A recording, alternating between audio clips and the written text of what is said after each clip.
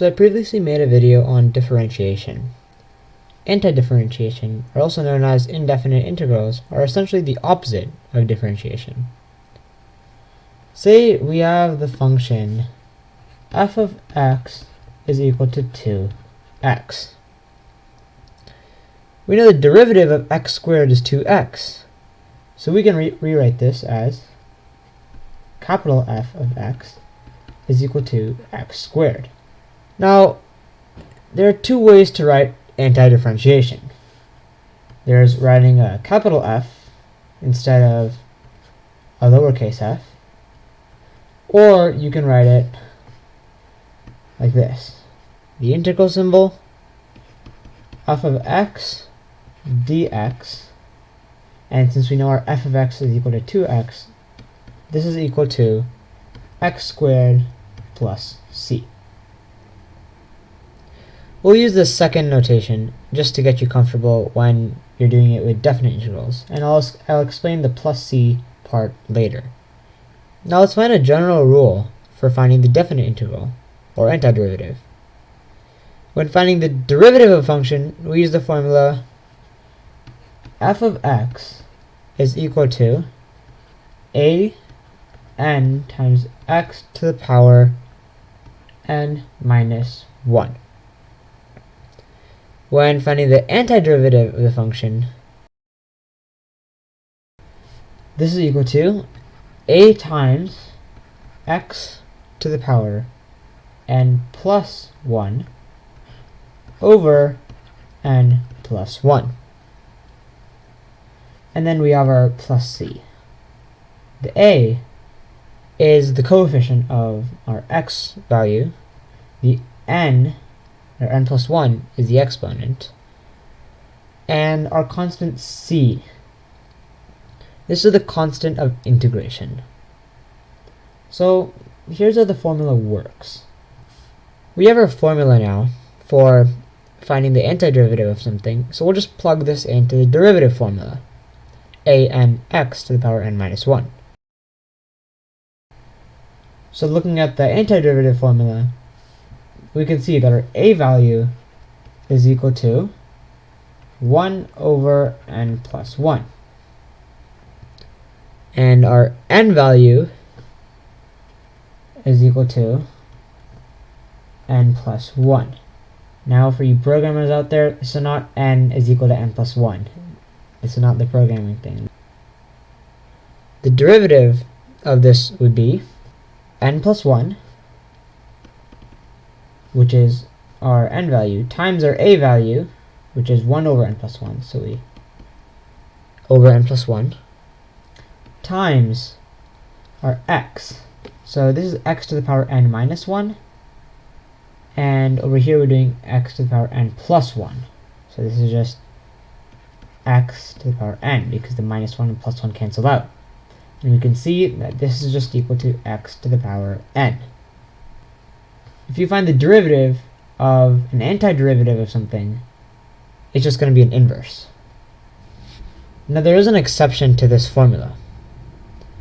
When n is negative 1, definite integral f of x dx is equal to, when n is negative 1, so a times x to the power minus 1 plus 1 over minus 1 plus 1 plus c. Now we can see that this denominator just cancels out to 0, and we cannot divide by 0.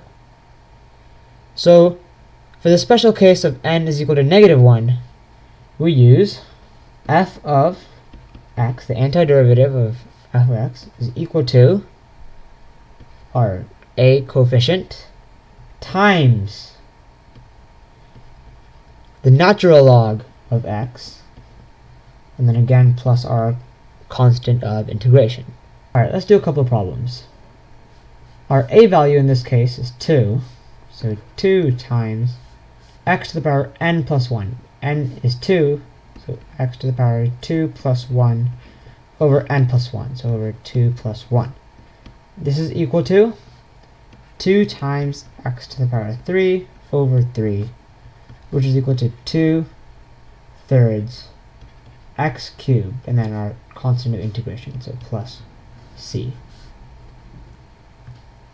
In this problem, our a value is 3.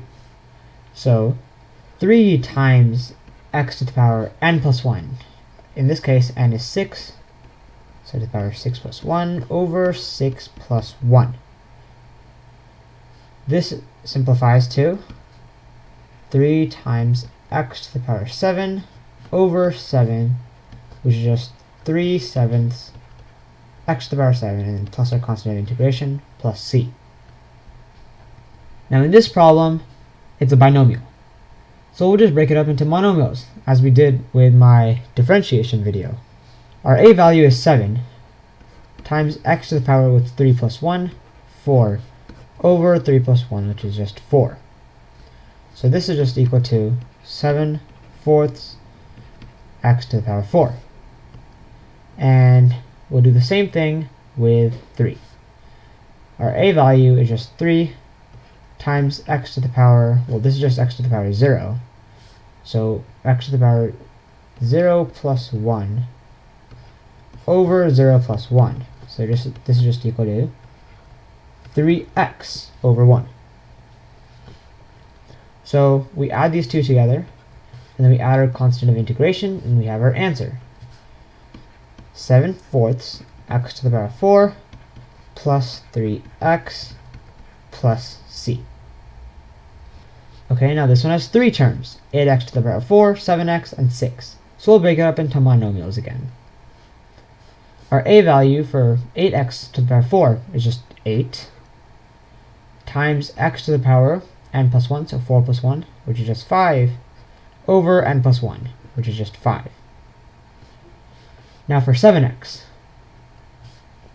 our a value is just 7 times x to the power 1 plus 1, so x squared over n plus 1, which is just 2.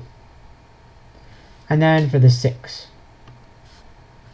our a value is 6 times x to the power 0 plus 1, so x to the power 1 over 1, which is just 6x.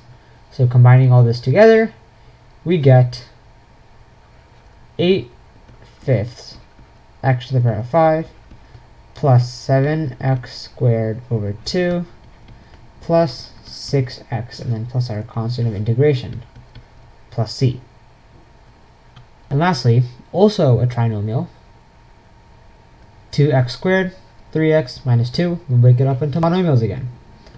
So our 2x squared, our a value is 2, times x to the power 2 plus 1, 3, over 3, plus our a value is 3, times x to the power 1 plus 1, 2, over 2, plus our a value is negative 2, times x to the power 0 plus 1, so x to the power 1, which is just x, over 1, so minus 2x. Now combining all this together and adding a constant of integration, we get 2/3 x cubed plus 3/2 x squared minus 2x.